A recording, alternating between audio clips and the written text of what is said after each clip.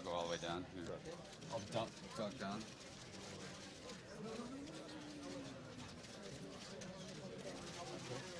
Hello. So arrivals of presidential press conference, George. Very similar. It's for you or Barack? For George, you're supposed to be. Yeah. Okay. Really? Okay.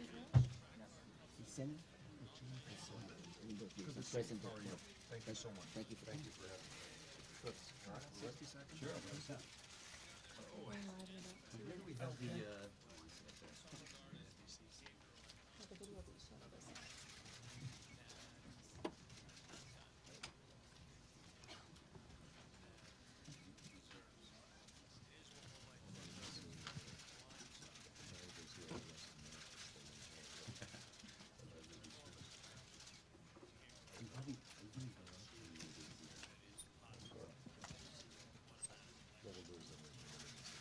okay, Nancy.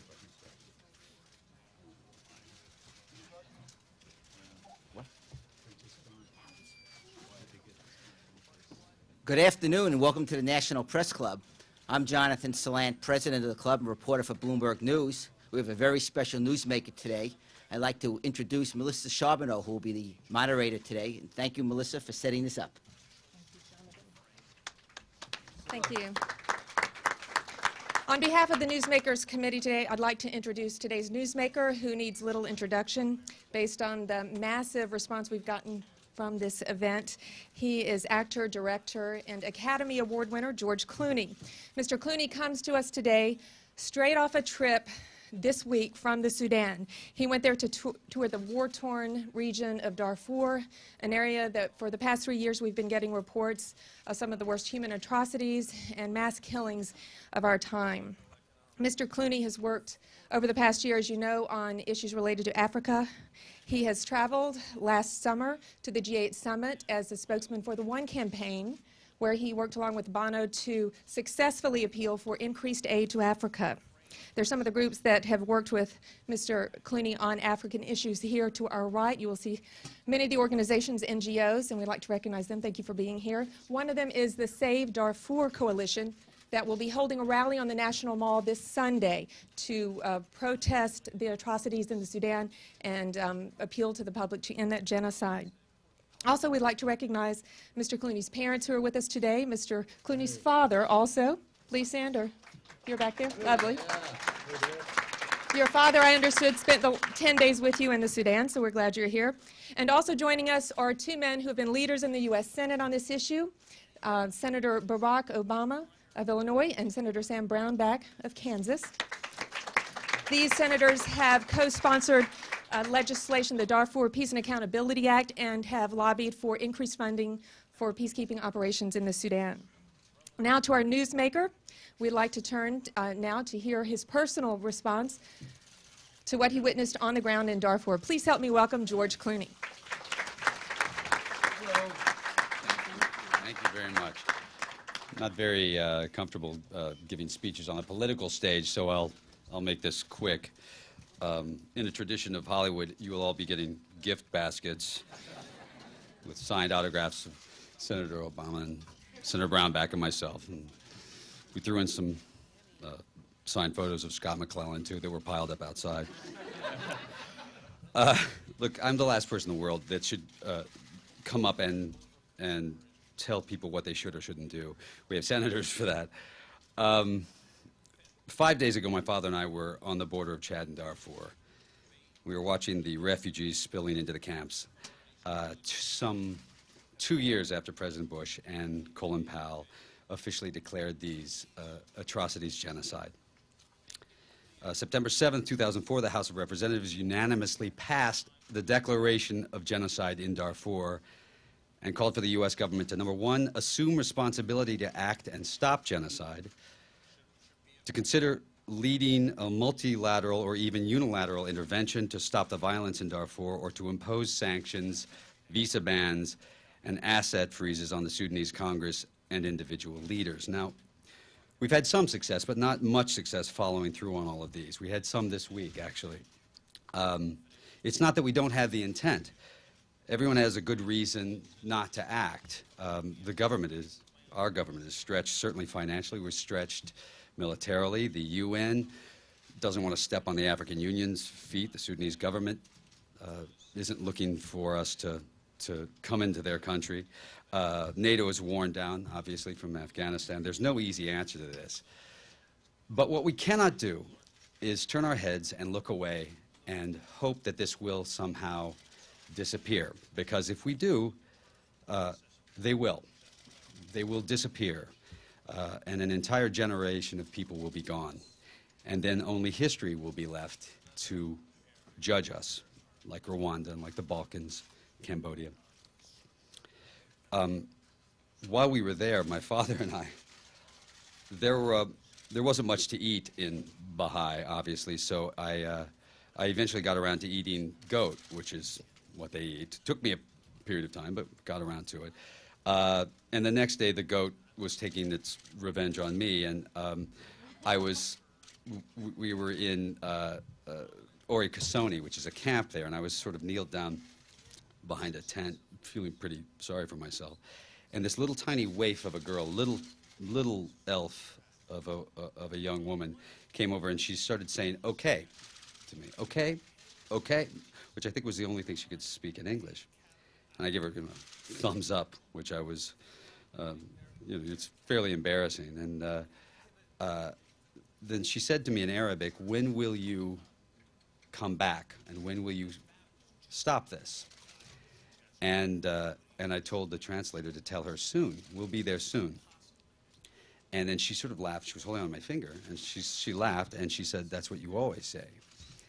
It wasn't even sad. I mean, that was life for her. It's not a political issue. There's no right or left. There is no conservative or liberal point of view. There is only right or wrong.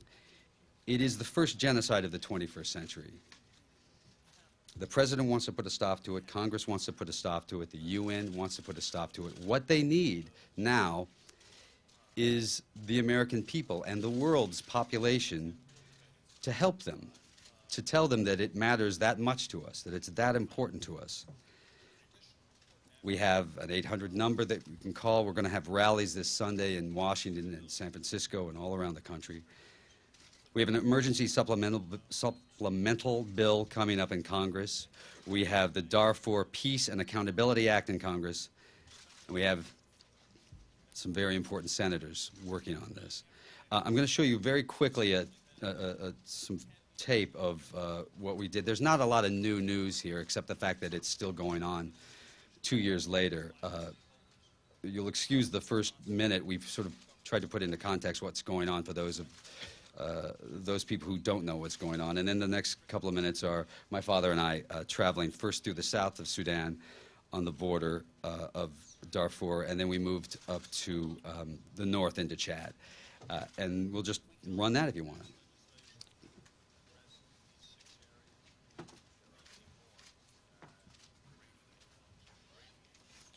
Or not. The Sudan is a country in North Africa with a population of 40 million people. It has long been a nation ruled by fundamentalist Islamic leaders who believe only those born of Arab descent are pure Muslims. Darfur, a region in the west of Sudan, is home to 6 million Muslims of African descent. For decades, the African Muslims in Darfur were treated as second-class citizens, systematically kept powerless and in poverty. In 2003, to protest the Arab-dominated government's abuse and oppression of the people of Darfur, African rebels attacked a military outpost. 2 weeks later, the Sudanese government unleashed armed Arab tribal militias. The mission? To not only kill those who planned the uprising, but wipe out their entire race. The government-sponsored murdering militias are known as the Janjaweed, Arab for evil on horseback. For 3 years, the Janjaweed have burned a path through the entire Darfur region, torching villages, livestock, and farms, gang-raping women and children, and slaughtering entire families in cold blood. The United Nations calls the genocide in Sudan today's greatest humanitarian crisis. Nearly 400,000 dead, millions homeless and on the brink of starvation, all as the world turns a blind eye. Right now we're standing here on the border of Chad and Darfur. A lot of bad things are happening over here right now. My father and I thought we'd come over and take a look for ourselves. We started in South Sudan. It took 2 days to get to the border of Darfur. We heard there were a lot of refugees pouring south. We found a village called Jacques with over 1,000 displaced families. This isn't a refugee camp. There are no tents to shelter them. Most just sleep under trees. No food, no water. These people had jobs and property before the Arab Janjaweed militia burned their villages, raped their women, and killed their children. When this violence occurred, did you know immediately who was responsible? Let me ask you.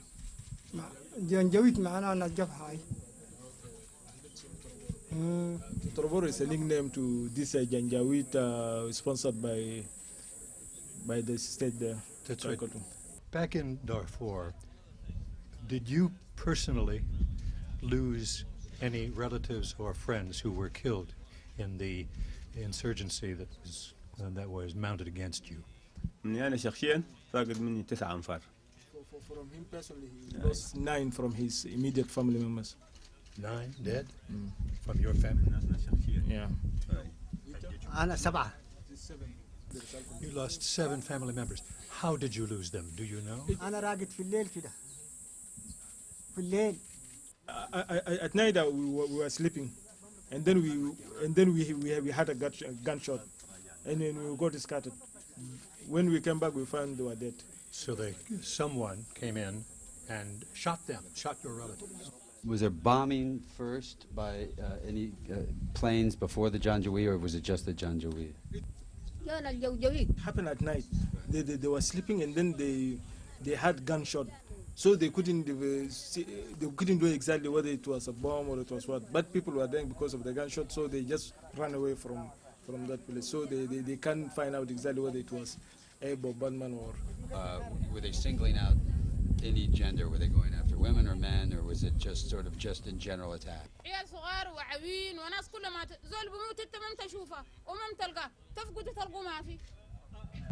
Children, kids, women, so they were not differentiating. Since the government of Sudan won't let anyone into Darfur, including UN officials, we traveled north to Chad. Not great timing on our part, since Chad was in the midst of a coup. We landed in N'Djamena, where 9 days earlier, armed rebels stormed the city. Having failed, they moved east towards Abeche. So did we. On the border of Darfur is a refugee camp called Ori Kasoni, 29,000 survivors of the massacre in Sudan. There we met a girl named Jillian, who helped start the camp over 2 years ago. When people first started showing up here, how many a day were coming in at the time? Hundreds. I mean, on some days we'd have 500 people coming in, other days it would be less. But especially for the first 3 months, it was hundreds of people coming across the border every day. Hundreds of people, mostly from Darfur? All from Darfur. All from Darfur. All basically attacked by, in Darfur? Yes, all attacked in Darfur, either aerial bombardments or actual Janjaweed coming into their villages and having to travel for days or weeks to cross the border into Chad. Did you encounter a number of people who lost family members? Absolutely. Almost every family has some story about losing family members, either during the original raid or on the road here. And of course they lost all their possessions. They all had to leave very quickly and just came with what they could carry. The problem of the government, she wants to kill everybody, just Sudan to become Arab people, Arab country, not for the black people, just for the Arab people. So that is the objective of the Sudan government. What do you want to happen to fix this? Now there is United Nations. There are many international NGOs. So I like them to get up, to try as soon as possible to solve this problem, because Sudan government, not the Sudan, just want to kill all the black people in Africa. A lot of the reason behind sexual attack is to humiliate and to pound down a people as a whole. And ruin the chances of them having children again and later. Right, and destroy families. Destroy families. And did you come across many of those here? Yeah, almost every family has a story about somebody who was attacked sexually within their family or a close friend. Those of us of a certain age, like me, may have thought they had seen the end of such things as displaced persons and refugee camps 50 years ago, places where the cruelest death of all may be the death of hope. But hope is stubborn, even in a place like this. There are scores of Orekasonis on both sides of the border, 2 million people away from their own homes. Time is running out. On that note, I'm going to yield the rest of my time to Senator Barack Obama.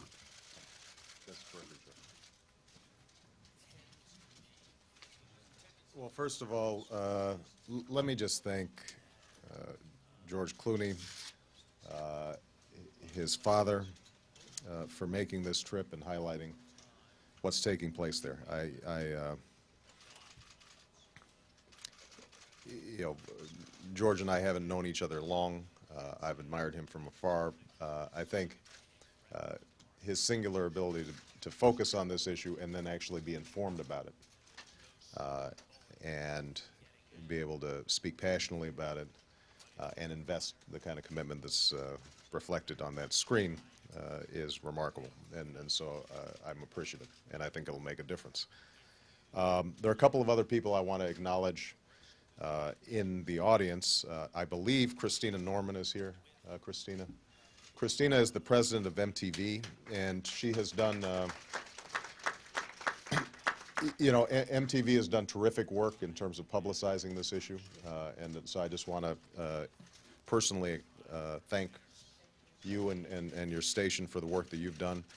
Joe Madison's here, the Black Eagle from WOLAM and XM, the Power.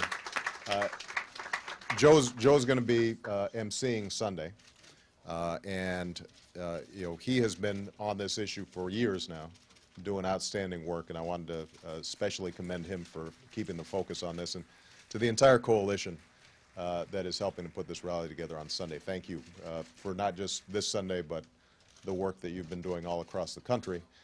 And finally, I've got to give a special acknowledgement to the person. She's technically on my staff right now only because she actually thought that I might be able to do something on issues that she cared about.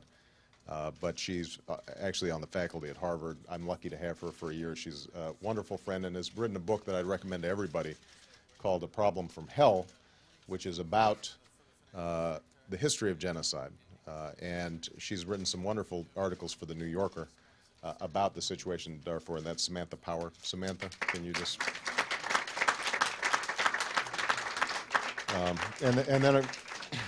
And then, of course, Sam Brownback, who's a terrific colleague and has been consistent and passionate about this issue in terrific ways. I think the fact that Sam and I are the co-sponsors of the Darfur Accountability Act underscores something that George said. You know, in conventional Washington parlance, Sam is considered one of the more conservative members of our Senate. I'm considered one of the more liberal. But we share a passion around this issue. It goes beyond ideology. And I think when we see what will be happening at the Sunday rally, what you will see is a gathering of an assortment of people, you know, young people from colleges, senior citizens who've taken this up as an issue.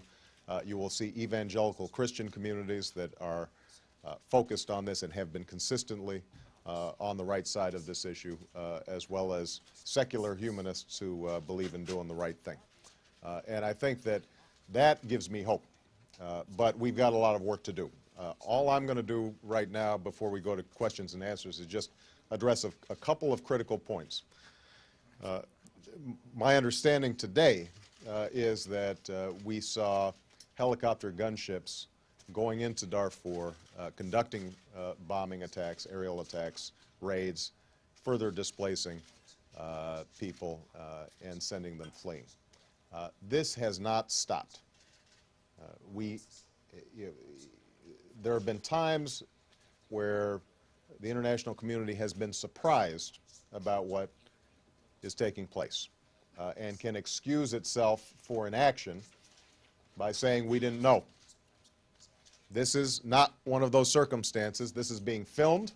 It's being documented. People have written about it. It is a slow-rolling genocide.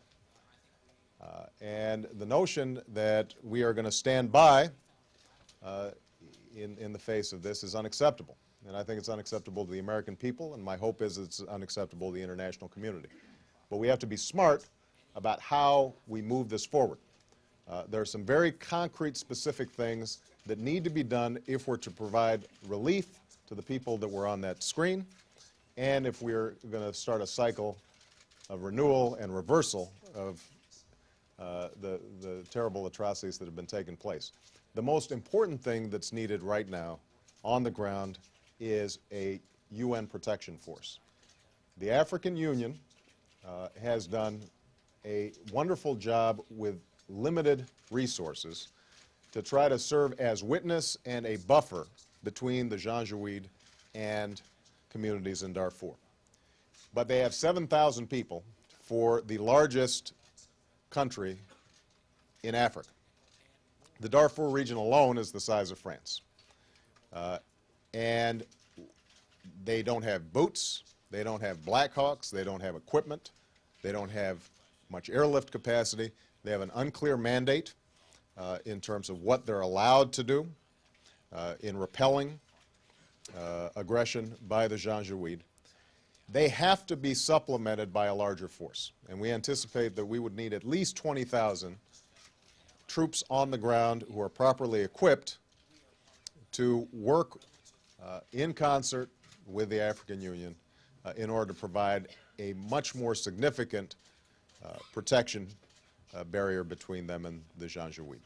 Okay. Now, in order to set up that protection force, we have to start now getting a mandate from the United Nations Security Council and lining up the contributor nations who are actually going to send in the troops. Oftentimes we assume that the United Nations has a bunch of troops lying around just ready to go.